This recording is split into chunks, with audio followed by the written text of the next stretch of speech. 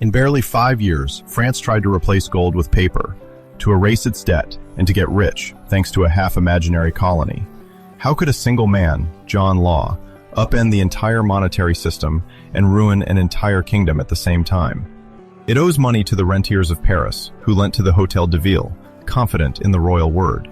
It owes money to those who bought life annuities, betting their old age against the durability of the state.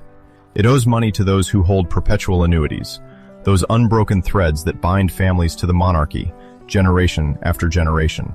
The troops who have returned from the long and exhausting war of the Spanish succession are waiting for their pay. Behind every arrears there is a worn uniform, a badly healed wound, a home that is hoping. Entire regiments, cavalry, infantrymen, officers, have served a king who no longer has the means to pay. The suppliers of food, powder, cloth. They pushed convoys along rutted roads, sent ships to ports that lacked money, and now they wait. Payments are bogging down, promises are multiplying, deadlines are pushed back.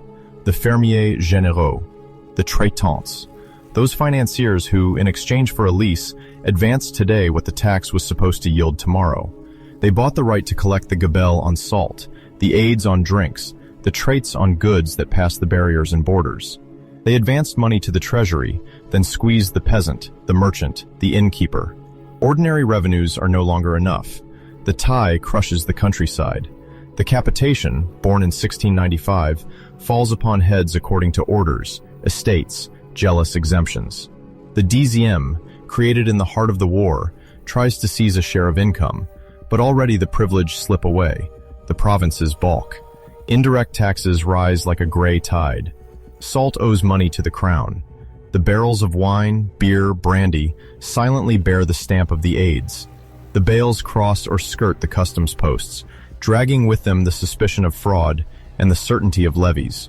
To finance his wars, Louis XIV sold offices, multiplied positions, created venal offices by the hundreds. Each office bought is a promise: wages, pensions, privileges. These are men and families who paid dearly for the right to exist within the machinery of the state. From now on, their wages are as many chains tied to the ankles of the treasury. And the currency itself has become unstable. Under Chamillart, under Demarets, they played with exchange rates. They minted, reformed, reduced, raised. Gold and silver coins lose and gain value according to the edicts. Each monetary reform enriches a few, dependent on secret information, and disorients the rest of the kingdom. The notes issued by the monarchy under the previous reign, billets de monnaie, billets d'état, float on this chaos. They depreciate. They lose confidence. They become faded promises that are passed from hand to hand with mistrust. Louis XIV dies, leaving his great-grandson a throne and a snare. The credit of the crown is damaged, the treasury disorganized. The treasurer delays, negotiates, begs, refuses. In the corridors of power, there is no longer any counting of promised pensions, unpaid suppliers, officers who wait. From 1715 onward, he tries to break with the style of the late king. He sets up the polysynody, replacing ministers with councils. A council of finance is born, populated with great lords, magistrates in robes, figures jealous of their rank and influence. The old networks of financiers, compromised by long intimacy with Louis XIV, arouse suspicion. The fermiers généraux, the traitants, those men who made fortunes by advancing money to the king, appear as so many parasites tolerated for lack of better. The Regency looks for another way. Memoranda pour in. Projects rain down. People propose tax reforms, spending cuts, rescheduling of debts. Among these papers, some bear a foreign accent. One name comes up, first softly, then more loudly: John Law. His life already bears the mark of destiny and blood. In London, in 1694, a duel. A quarrel, an overly sure gesture, a man who falls. Justice condemns him, prison closes in, but the bars open onto exile. Law flees. He carries off with him not only his talents, but an indelible mark, that of a man who does not back down. On the continent, he mingles with financiers, money changers, speculators in the great marketplaces of Europe. He observes currencies that rise and fall, securities that swell then collapse. He writes. In 1705, his work, Money and Trade Considered, sums up his vision. Money is not only metal, it is credit, promise, movement. Paper can replace it if trust follows. Those close to the court, intrigued by his theories, introduce him to the regent. Saint-Simon mentions him, so does Argenson. A bold foreigner, clear-eyed, firm-spoken. He talks of monetary abundance, of circulation, of commerce freed by credit. He describes a system where debt ceases to be a dead weight and becomes a driving force. Law proposes the creation of a note-issuing bank. A bank that would issue paper money backed by real assets, land, taxes, trade. A bank that would replace metallic money, subject to manipulation, with stable paper, guaranteed, accepted everywhere. He imagines paper money issued by a private bank, then a royal one, backed by solid assets. He imagines the gradual conversion of public debt into shares of a large privileged company. He imagines a system in which the state, instead of crawling before its creditors, is backed by a machine capable of transforming claims into securities, securities into wealth, wealth into revenue. Around him, some of the regent's advisors support him.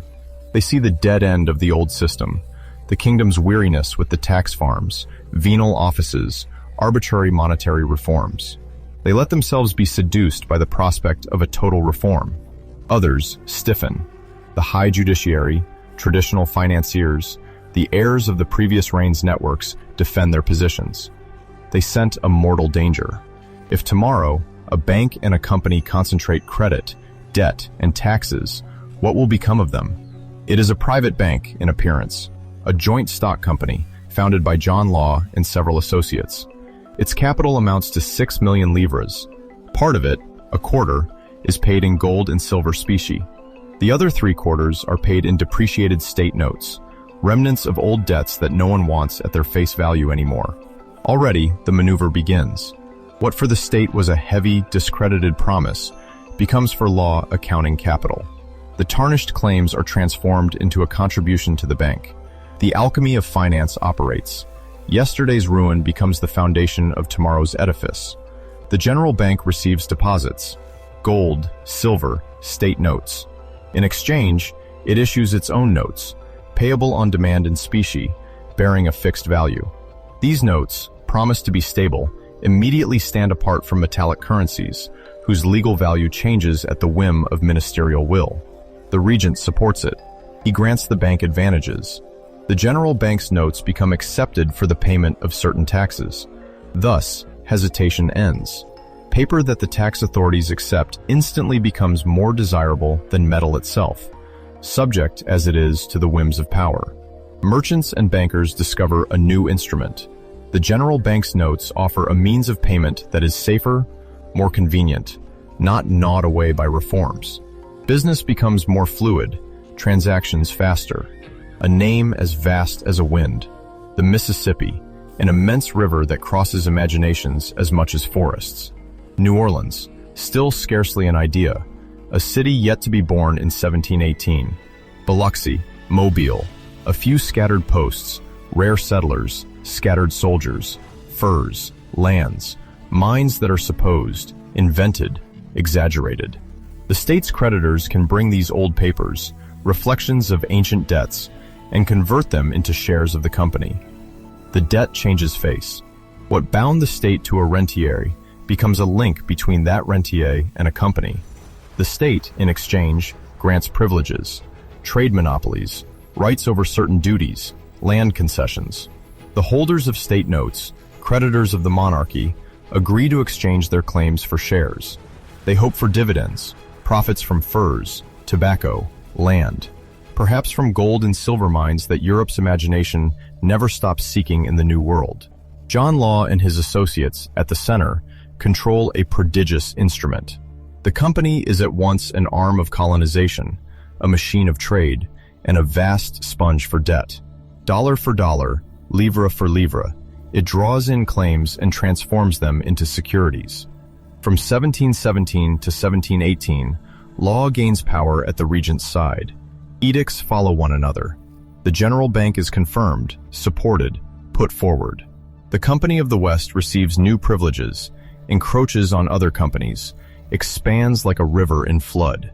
The company receives broader concessions in Louisiana. It is entrusted with organizing convoys of settlers and soldiers to the Mississippi. Posters promise land, fortunes, endless springs. Men allow themselves to be seduced, leave ports and villages, and board ships flying the royal flag, believing they are heading for an El Dorado. The shares of the Company of the West, issued at a nominal price, 500 livres, for example, begin to rise. In the narrow alleys, in the private mansions, the numbers circulate.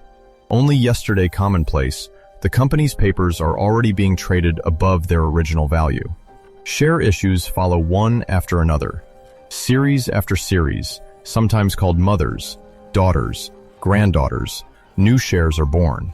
They are subscribed in state notes, in banknotes, sometimes in cash. Each issue converts more debt into shares. The Royal Bank issues banknotes. These notes are used to buy shares in the company. The company, for its part, takes on ever larger portions of the state's debt, receiving in exchange commercial monopolies and tax farms. Beyond the triumphant posters, Louisiana struggles to live up to the promises. The lands are vast, but settlement is sparse. The mines, most often, are nothing more than dreams in print. Convoys of colonists face disease, tides, and disillusionment.